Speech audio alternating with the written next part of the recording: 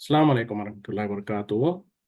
अल-यौम यौमुल अहद 17 जमादी उस्सानी 1445 हिजरी। आज इतवार का दिन है, दिसंबर की 31 तारीख 2023। इंशाअल्लाह अब हम अपनी कुरान क्लास शुरू करते हैं। आज हम सूरह जाशिया शुरू करेंगे। इसका सूरा नंबर कुरान में 45 है और नुज़ूल के एतबार से 65 है। यानी कुरान में इसका नंबर 45 जो सो कुरान में सीरियल के हिसाब से है और नुज़ूल के एतबार से 65 है। और इसमें 37 आयतें हैं, 37 आयतें हैं और 4 रुकू है। और ये मक्की सूरत है। बिस्मिल्लाहि वल्हम्दुलिल्लाहि वस्सलातु वस्सलाम अला अशरफिल अंबियाई वल मुरसलीन अम्मा बाद फ़अऊज़ु बिल्लाहि मिनश शैतानिर रजीम। रब्बिश्रह ली सदरी वयस्सिर ली अमरी वहलुल उक़दतम मिन लिसानी यफ़क़हू क़ौली रब्बी ज़िदनी इल्मा। अऊज़ु बिल्लाहि मिनश शैतानिर रजीम। बिस्मिल्लाहिर रहमानिर रहीम। हामीम।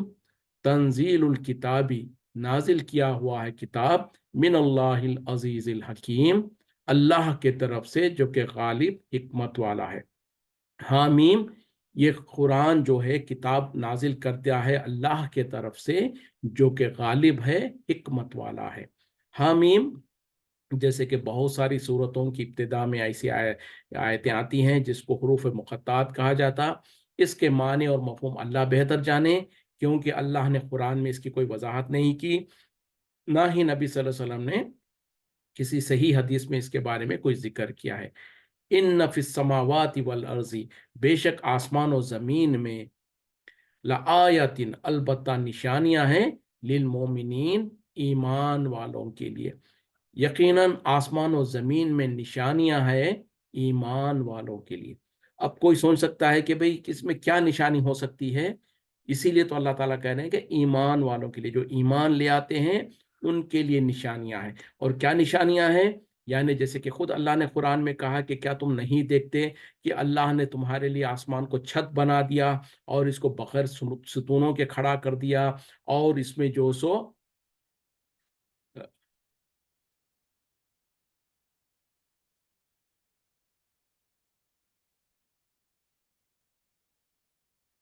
सॉरी, कुछ मैसेज ये हो रहा है।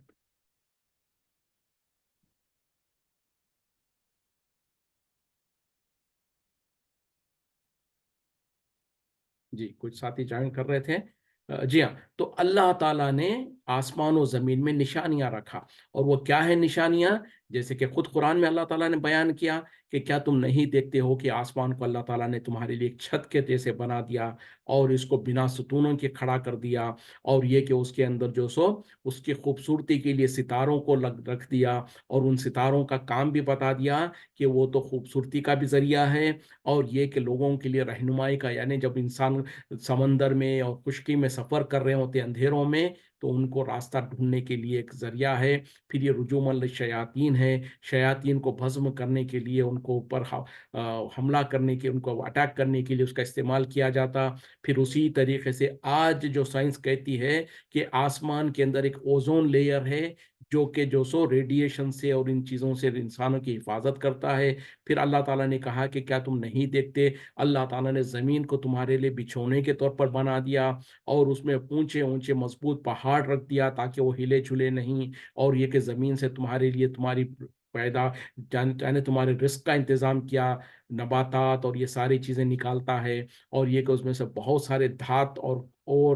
ये मिनरल्स निकालता है जो इंसानों के फ़ायदे की है। तो ये तमाम चीज़ों में इंसानों के लिए निशानियां हैं, वो लोग जो ईमान ले आते हैं। यानी जो ईमान वाले हैं वो फिर जब इन चीज़ों को देखते हैं तो आखिरकार कह सकते हैं कि कहते हैं, बेसाख्ता कहते हैं, मा खलकता हाजा बातिला, या अल्लाह सुबहान का, कहते हैं कि सुबहान का मा खलकता हाजा बातिला, या अल्लाह तू पाक है, तूने इनको महज बेवजह के बेमकसद नहीं पैदा किया। और फिर इंसान ये भी जान लेता है कि ये आसमान और ज़मीन, ये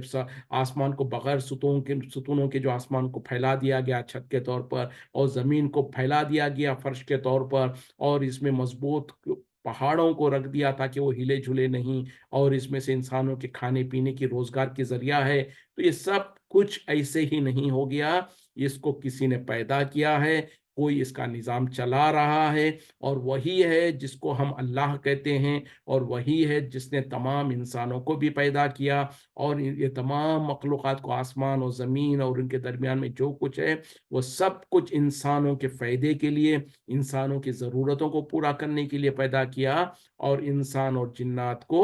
اپنی عبادت کے لیے پیدا کیا۔ تو یہ سب کچھ جب انسان دیکھتا ہے تو جان لیتا ہے کہ یقیناً اس کا پیدا کرنے والا رب ہے، اور وہی رب ہم کو بھی پیدا کیا ہے، اور اس نے ہم سے کچھ طلب کرتا ہے، ہم سے کچھ امید رکھتا ہے کہ ہم اس کی بندگی کریں۔ وفی خلقکم، اور تمہارے پیدائش میں، وما یبوسو، اور جو پھیلا دیتا ہے، من دابتن، چوپاؤں میں سے، جانوروں میں سے، آیاتن، البتہ نشانیاں ہیں، لقوم یوقنون، اس قوم کے لیے جو یقین رکھتی ہے، یعنی یقین رکھنے والے لوگوں کے لیے۔ یقیناً تمہارے خود انسانوں کی اپنے نفسوں کے پیدائش میں بھی،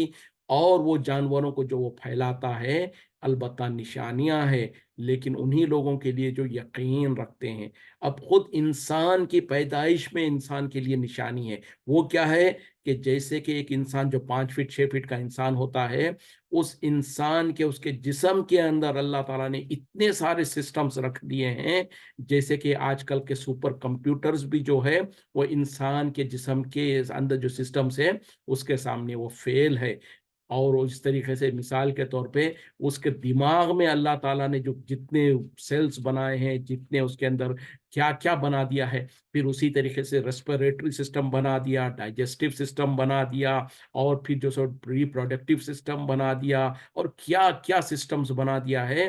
آج انسان اتنے ایڈوانسمنٹ ہونے کے باوجود بھی سائنس کی ابھی بھی تحقیق میں ہی ہے، اور بہت سارے چیزوں کے بارے میں تو انسان ابھی تک پہچان بھی نہیں سکا ہے، اس کے بارے میں اس کا علم بھی حاصل نہیں کر سکا ہے کہ اللہ تعالیٰ نے کیا کیا انسان کے خود جسم کے اندر کیا کیا نظام بنا رکھا ہے، کس کس طریقے سے اللہ نے کیا کیا یہ رکھا ہے۔ تو خود انسان کی اپنی خلقت میں، پھر اسی طریقے سے چوپاؤں کے جو جانوروں کی پیدائش میں اور ان کو پھیلانے میں، مثال کے طور پر بھیڑ بکری وغیرہ جو ہے، اور گائے بھینس وغیرہ جو ہے، ان کو جو اللہ تعالیٰ پھیلاتا ہے، دیکھیں اگر اندازہ کریں کہ اگر یہ جانوروں کو جو سو اللہ تعالیٰ اس طریقے سے نہیں پھیلاتا، تو پھر انسانوں کے لیے خوراک میں کتنی تنگی ہو جاتی۔ اور پھر ہم دیکھتے بھی ہیں کہ ان کو روزانہ سووں نے، ہزاروں نے، لاکھوں کے حساب سے ان کو ذبح کیا جاتا ہے، ان کا گوشت کھایا جاتا، اس کے باوجود بھی پھر وہ ایسے ہی ملٹیپلائی ہو رہے ہوتے ہیں، ایسے ہی پھیل رہے ہوتے ہیں، اور کئی لوگوں کو تو ان کے کاروبار، ان کے روزگار کا ذریعہ ہے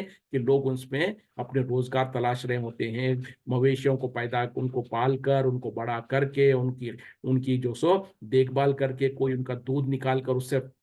فائدہ اٹھا رہا ہے، کوئی ان کا گوشت وغیرہ استعمال کر کے بیچ کر فائدہ اٹھا رہا ہے۔ تو یہ سب کچھ اللہ کی نشانیاں ہیں ان لوگوں کے لیے جو یقین رکھتے ہیں۔ واختلاف اللیل والنہار،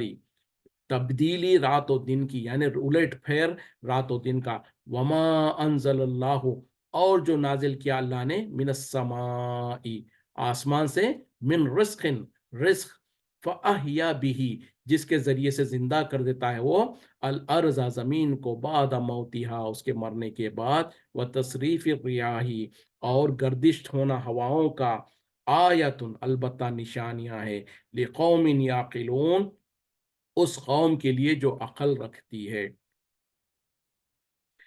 اور رات اور دن کا الٹ پھیر، اور جو اللہ تعالیٰ نے آسمان سے نازل کیا تمہارے لیے رزق، یعنی جو بارش اللہ تعالیٰ نازل کرتا ہے، اس کو یہاں پر رزق سے تعبیر کیا گیا ہے، جو آسمان سے نازل کرتا ہے، جس کے ذریعے سے زمین کو زندہ کر دیتا ہے اس کے مر جانے کے بعد، اور ہواؤں کے چلنے میں یقیناً تمہارے لیے نشانیاں ہیں ان لوگوں کے لیے جو عقل رکھتے ہیں، سمجھ رکھتے ہیں۔ مطلب کیا ہے کہ اللہ تعالیٰ اپنی نشانیوں کو بیان کر رہا ہے یہاں پر، یعنی رات و دن کا آنا اور جانا، جب رات آتی ہے تو دن چلا جاتا، اور جب دن آتا ہے تو رات چلی جاتی ہے، اور یہ رات اور دن کا جو سلسلہ ہے، اس میں بھی بہت بڑی نشانی ہے۔ وہ اس طریقے سے کہ رات میں انسان دن بھر کا محنت کر کے تھکا ماندہ انسان، جب رات آتی ہے، رات میں اندھیرا ہو جاتا، تو سکون اختیار کرتا ہے، اس میں آرام اختیار کرتا ہے، اور اس پھر دوسرے دن، جیسے کہ آج کل ہم موبائل فون کو دیکھتے ہیں، दिन भर जब इंसान मोबाइल फ़ोन इस्तेमाल करता है, रात होते होते पूरी बैटरी उसकी ड्रेन हो जाती है। तो रात में आपने चार्ज पे लगा दिया, फिर उसके बाद दूसरे दिन सुबह के लिए फिर वो रेडी है, फिर पूरे दिन के इस्तेमाल के लिए। तो ऐसे आज के दुनिया में हम इसको कंपेयर करके जान सकते हैं कि यकीनन कितना आसान हो गया हमको समझने के लिए। तो इंसान ख़ास तौर पे हम और आप तो शायद उतनी मेहनत मज़दूरी नहीं करते, हम उतना नहीं थकते। लेकिन वो लोग जो काश्त क किसान वग़ैरह जो होते हैं, जो क ज़मीन में काश्त करते हैं, उन लोगों से पूछें कि दिन भर वो कितना थक जाते हैं। वो लोग जो मेहनत मज़दूरी करते हैं, सारा दिन वो मेहनत मज़दूरी करने के बाद शाम को जैसे कि बिल्कुल उनका जिस्म का एक-एक आज़ा उनको जवाब दे रहा होता है, और जैसे कि पूरे का पूरा जिस्म टूट रहा होता है, इतनी हालत होती है। फिर उसके बाद जब इंसान रात में सो जाता, फिर दुबह सुबह में जब उठता है तो बिल्कुल तरोताज़ा, फिर पूरे लंबे दिन के इस मेहनत के लिए तैयार होता है। तो ये कहाँ से उसको एनर्जी रिचार्ज हो रही है? कहाँ से ये अल्लाह ही है, जो अल्लाह ताला उसको ये इनाम दे रहा है, ये इस तरीके से उसको ये कर रहा है कि दोबारा वो जैसे कि एक मोबाइल फ़ोन की बैटरी रिचार्ज हो जाती है, वो फिर एक पूरे दिन के लिए रेडी हो जाती। उसी तरीके से जब इंसान रात में सो जाता, तो फिर सुबह दूसरे दिन नए दिन के लिए तैयार होता है। फिर उसी तरीके से दिन के अंदर जब रोशनी होती है, तो इंसान अपनी रोज़गार कमाने लगता है। ये अंदाज़ा करें, जैसे खुद कुरान में अल्लाह ताला ने कहा कि अगर अल्लाह ताला तुम्हारे लिए सिर्फ़ रात ही रात कर दे, तो कौन है जो तुम्हारे लिए दिन ले आएगा? और अगर अल्लाह ताला तुम्हारे लिए दिन ही दिन कर दे, तो कौन है जो तुम्हारे लिए रात ले आएगा? तो पता क्या चला, अगर रात ना आए, तो भी इंसान के लिए जीना मुश्किल हो जाए, और अगर कहीं पर दिन ही दिन हो, तो उनके लिए भी जीना मुश्किल हो जाए। जैसे कि कुछ कंट्रीज़ है, जहाँ पर जो सो 20-20 घंटे, 22 घंटे का दिन होता है, कहीं पर उसका ऑपोज़िट होता है। तो वहाँ पर जो लोग जितनी मुश्किलों का सामना करते हैं, उनको अंदाज़ा है। तो ये सब कुछ अल्लाह की निशानियाँ हैं, और बारिश जो अल्लाह ताला आसमान से बरसाता है, यकीनन उसमें इतनी ज़्यादा निशानियाँ हैं, जैसे कि अल्लाह ताला बार-बार कहता है कि मुर्दा ज़मीन को वो ज़िंदा कर देता है। और हम अपनी आँखों से देखते हैं, गर्मा के दिनों में जब इंसान कोई ज़मीन को देखता है, तो शक होके फटी हुई होती है, जैसे कि मुर्दा हो गई है।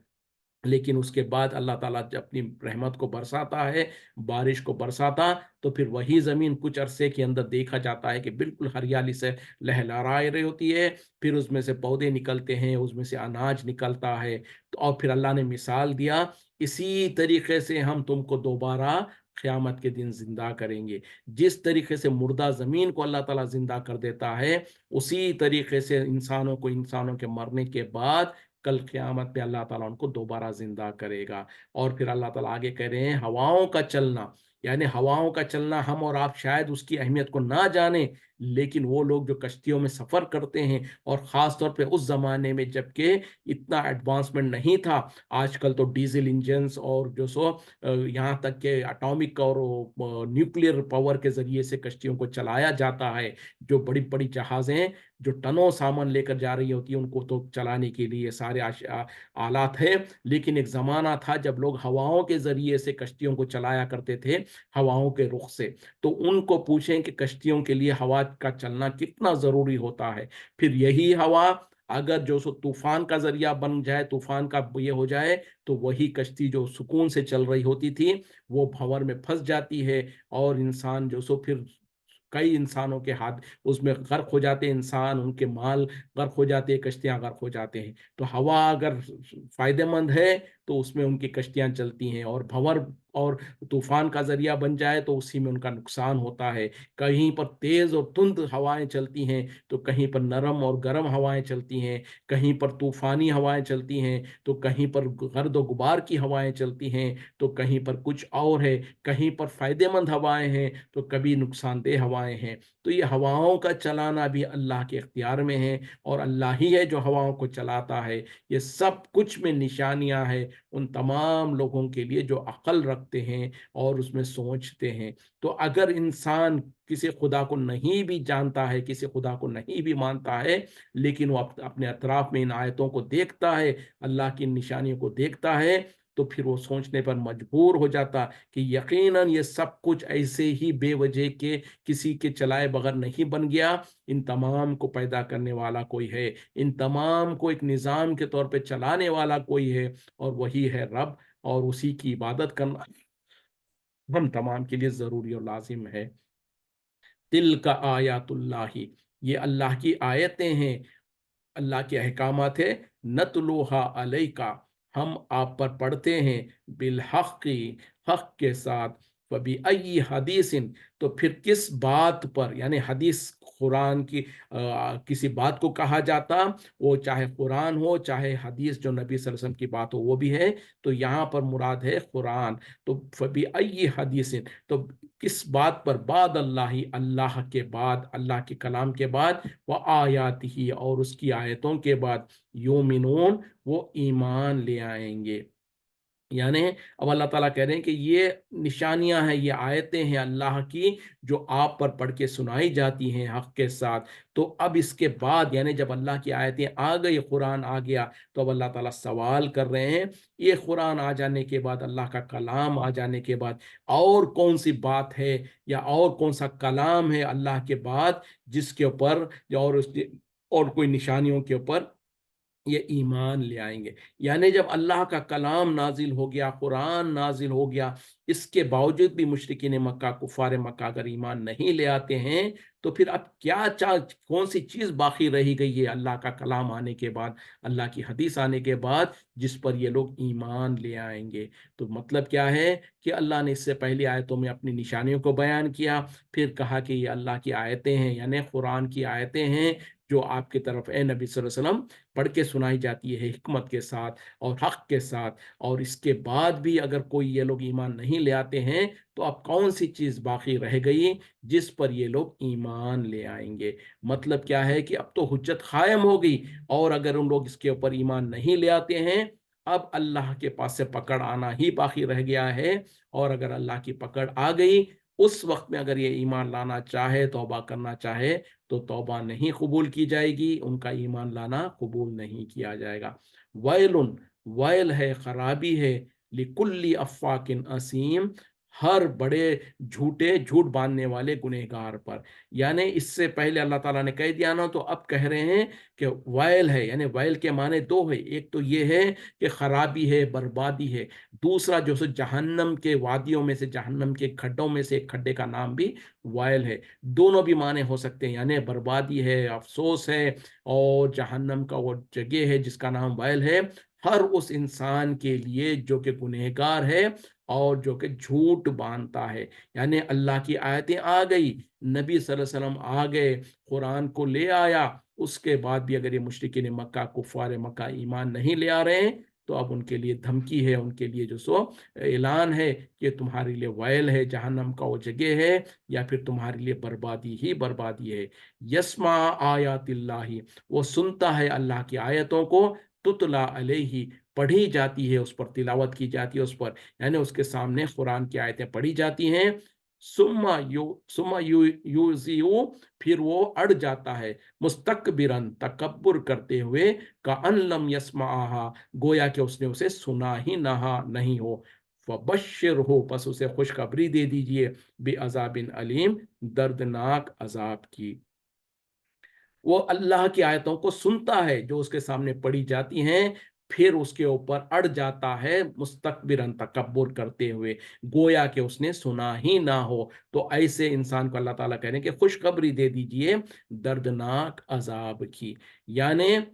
ऐसा नहीं है कि वो कुरान से बिल्कुल कोरा है, उसको कुरान नहीं पढ़ा गया है, उसके सामने हक को नहीं बताया गया है। क्योंकि मुशरिकीन मक्का जब कुरान नाजिल हो रहा था, तो उनके सामने नबी सल्लल्लाहु अलैहि वसल्लम उनको कुरान पढ़ के सुनाते थे। तो अल्लाह ताला कह रहे हैं कि ऐसे लोग जो कुरान को उनके सामने पढ़कर सुनाया जाता है, सुन भी लेता है, लेकिन अड़ जाता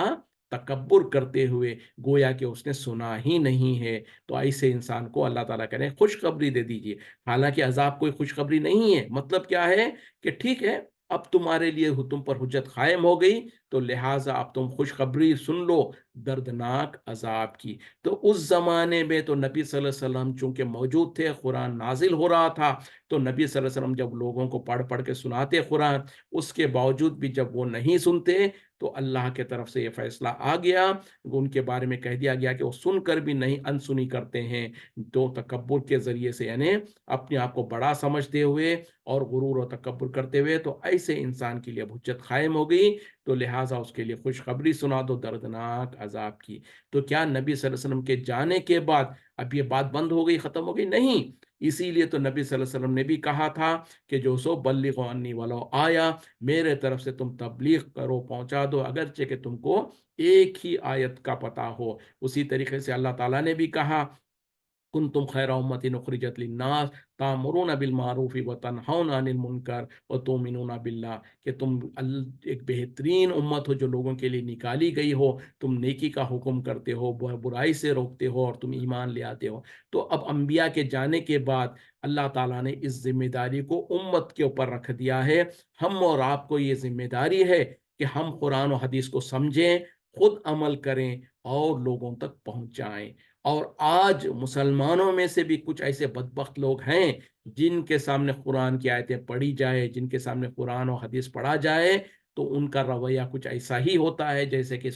اس آیت میں اللہ تعالیٰ نے بتایا کہ ان کے سامنے جب آیتیں پڑھی جاتی ہیں تو تکبر کر کے اڑ جاتے ہیں، گویا کہ انہوں نے سنا ہی نہیں ہے۔ آج ہمارے مسلمانوں میں سے کتنے ہی لوگ ہیں جو ہٹ درمی کرتے ہیں، جہالت میں ہیں، نادانی میں ہیں اور اندھی تقلید میں پڑے ہوئے ہیں۔ ان کے سامنے جب وہ اگر کسی اپنے باپ دادا کے طریقے پہ چل رہے ہیں جو انہوں نے اپنے بڑوں سے سنا ہے اور جو قرآن و حدیث کے ٹوٹل خلاف ہوتا ہے، 180 ڈگریز اپوزٹ ہوتا ہے، اور جب ان کو کہا جاتا ہے کہ دیکھو میرے بھائی، قرآن و حدیث کا فیصلہ تو یہ ہے، تم جو عمل کر رہے ہو غلط ہے، جو تمہارا عمل ہے، جو عقیدہ ہے، یہ شرکیہ ہے، کفریہ ہے، بدعات کا کام ہے، تو ہم سامنے سے یہی کہنے لگتے ہیں کہ اچھا، بولے آپ کو پتا چلا، ہمارے عالم کو نہیں پتا ہے، اس سے پہلے کسی کو کیا نہیں پتا تھا؟ تو یہ اگر مگر کرنا اور ہیلے بہانے کرنا، تو وہ بھی اسی آیت کے مستحق ہو جائیں گے کہ جب ان کے سامنے قرآن پڑھا جاتا ہے تو وہ تکبر کر کے اڑ جاتے ہیں، گویا کہ انہوں نے سنا ہی نہیں۔ تو ایسے لوگوں کو خوشخبری دے دو بڑے عذاب کی یا دردناک عذاب کی۔ تو ہونا کیا چاہیے؟ ٹھیک ہے، اگر ہم جہالت میں تھے، غفلت میں تھے، نادانی میں تھے، جیسے کہ اکثریت آج مسلمانوں کا اسی حال میں ہے، ہمارے باپ دادا، ہمارے بڑوں نے جو غلطیاں کیا، اللہ تعالیٰ ان کا معاملہ ان کے ساتھ ہے، اور آج ہم کو ورثے میں جو دین ملا ہے وہ سب قصے کہانی اور جھوٹی روایتیں اور من گھڑت باتوں کے اوپر مبنی ہیں۔ تو ان کو جب ہم جو سو ورثے میں جو چیز ملی اور نادانی میں، جہالت میں اگر ہم اس پر ہی عمل کر رہے تھے، جب تک کہ ہم کو حجت نہیں تھی ہم اس پر عمل کرتے رہے، جب تک کہ ہم کو صحیح بات پتا نہیں تھا ہم اس پر عمل کرتے رہے، تو اس وقت تک تو انسان معذور ہے، اس وقت تک تو وہ قصوروار نہیں ہے۔ لیکن جب اللہ کے طرف سے حق بات واضح ہو گئی، دلیل آ گئی، اس کے بعد بھی اگر کوئی انسان اپنی غلطی پر باقی رہا تو پھر ایسے لوگوں کے لیے یہ آیت کافی ہے کہ ان کے سامنے جب قرآن پڑھی جاتی ہے تو وہ تکبر کر کے اڑ جاتے ہیں، گویا کہ اس نے سنا ہی نہیں۔ تو ایسے انسان کو خوشخبری دے دو کہ دردناک عذاب کی۔ اللہ محفوظ رکھے، اللہ حفاظت کرے۔ اسی لیے تو اللہ تعالیٰ نے کہا ہے اللہ تعالیٰ کسی بھی انسان کو اس وقت تک سزا نہیں دے گا جب تک کہ اس پر حجت قائم نہ ہو جائے۔ اور جیسے کہ کل بھی میں نے کہا تھا، افسوس ہے کہ مسلمانوں میں سے اکثریت جو ہے آج بھی رہتی دنیا میں، یہ اللہ تعالیٰ نے خود کہہ دیا، مجھ پر ایمان لانے والوں میں سے اکثریت جو ہے کسی نہ کسی طریقے کے شرک میں مبتلا ہوتے ہیں۔ اور نبی صلی اللہ علیہ وسلم نے جو کہا تھا اپنی امت کے بارے میں کہ یہود جو سو 71 فرقوں میں بڑھ گئے، نصارہ 72 فرقوں میں بڑھ گئے، میری امت 73 فرقوں میں بٹے گی۔ یعنی یہودی جو سو 71 سیکٹس میں بڑھ گئے تھے، نصارہ جو کرسچینس ہے وہ 72 سیکٹس میں بڑھ گئے تھے، اور میری امت 73 سیکٹس میں بٹ جائے گی۔ اور آپ نے کہا کلھا فی النار الا ملۃ واحدہ، سب کے سب جہنم میں ہیں سوائے ایک جماعت کے، ایک گروہ کے۔ تو ذرا یہاں پر صبر کریں، ذرا غور سے سنیں کیا کہہ رہے ہیں نبی صلی اللہ علیہ وسلم۔ یعنی میری امت میں 73 سیکٹس ہوں گے، 73 فرقے ہوں گے، تمام کے تمام فرقے جہنم میں جائیں گے سوائے ایک ملت کے، ایک فرقے کے۔ تو صحابہ اکرام نے نبی صلی اللہ علیہ وسلم سے پوچھ لیا، یا رسول صلی اللہ علیہ وسلم، وہ ناجیہ فرقہ کون ہوگا؟ جنت میں جانے والا فرقہ، جو نجات پانے والا فرقہ کون ہوگا؟ تو نبی صلی اللہ علیہ وسلم نے کوئی نام نہیں لیا، آپ نے صرف ان کی صفت بیان کر دیا، ما علینا و اصحابی، وہ لوگ جو میرے اور میرے صحابہ کے طریقے پہ ہیں، جس پر میں ہوں اور میرے صحابہ کا طریقہ ہے۔ تو اگر نام لیتے تو ہر کوئی اپنے آپ کو اسی کا دعویٰ کرتا لیکن عمل کرتا اپنے طریقے سے۔ تو نبی صلی اللہ علیہ وسلم نے کہا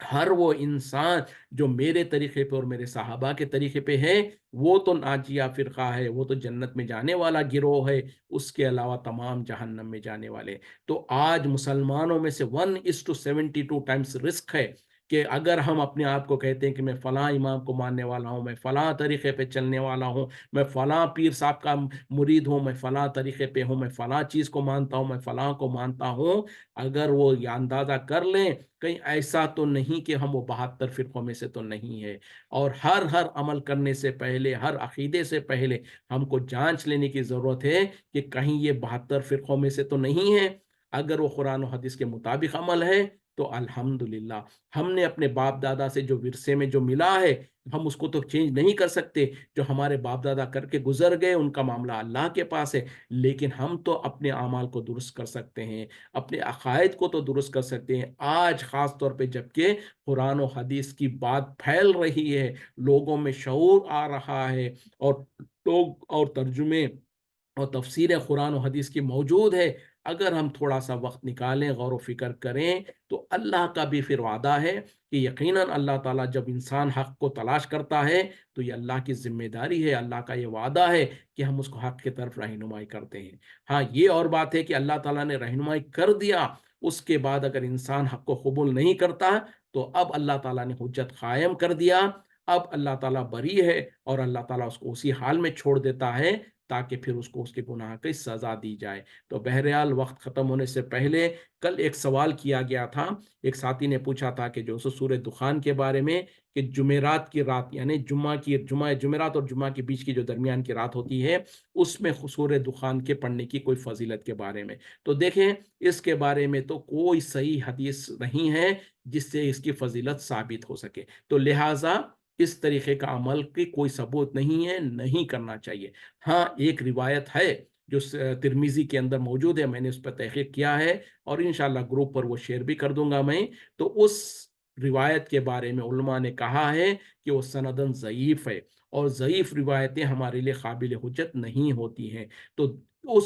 ضعیف روایت کے بنیاد پر ہمارے ملکوں میں لوگوں نے پھر اس کی فضیلتیں بیان کرنا شروع کر دیا، اور پھر ہمارے ملکوں میں یہ چیز رائج ہو گئی۔ تو ہمارے اور آپ کے لیے حجت کیا ہے؟ سب سے پہلے تو قرآن ہے، اس کے بعد نبی صلی اللہ علیہ وسلم کا فرمان ہے، اور وہ نبی صلی اللہ علیہ وسلم کی وہ احادیث جو صحیح سند سے ثابت ہے۔ اگر کسی نے روایت کر دیا اور اس پر جب علماء نے اور محدثین نے تحقیق کیا اور پتہ چلا کہ یہ بات نبی صلی اللہ علیہ وسلم سے حقیقتاً ثابت ہی نہیں ہے، تو ان حدیثوں کو ضعیف حدیث کہا جاتا ہے۔ تو ضعیف اور موضوع روایتیں جو ہوتی ہیں وہ قابل حجت نہیں ہوتی ہیں، تو لہٰذا اس سورہ دخان کے بارے میں جو فضیلت بیان کی جاتی ہے وہ صحیح سند سے ثابت نہیں ہے، تو لہٰذا ایک ضعیف حدیث پر ہم عمل نہیں کر سکتے۔ اور اس کے علاوہ اگر ہم جو قرآن کے کوئی حصے کو کر روز رات میں پڑھنا چاہتے ہیں بہت اچھا ہے، اور جیسے میں نے کل کہا کچھ سوروں کے بارے میں جس کے بارے میں حدیثوں سے ثابت ہے، سورہ واقعہ کے بارے میں بھی شاید غالباً ہے، لیکن بہرحال سورہ کیا ہے وہ، اعوذ باللہ من الشیطان الرجیم، میں بھول رہا ہوں، کل جیسے میں نے بتایا تھا سورہ، اعوذ باللہ لا حول ولا قوۃ الا باللہ، بہرحال جو چیزیں ثابت ہے اس کو تو پڑھیں، اور جس کے بارے میں دلیل نہیں ہے اس سے باز آ جائیں۔ وآخر دعوانا ان الحمد للہ رب العالمین۔ سورہ ملک، بہرحال سورہ ملک ثابت ہے، معوذتین، قل اعوذ برب الفلق، قل اعوذ برب الناس، اور اسی طریقے سے جو قل هو اللہ احد، یہ چیزیں جو سورہ آیت الکرسی ہے، سورہ بقرہ کی آخری 2 آیتیں ہیں، یہ چیزیں ہیں۔ وقت ختم ہو رہا ہے، وآخر دعوانا ان الحمد للہ رب العالمین، سبحانک اللہم وبحمدک، اشہد ان لا الہ الا انت، استغفرک و اتوب الیک۔ السلام علیکم ورحمۃ اللہ وبرکاتہ۔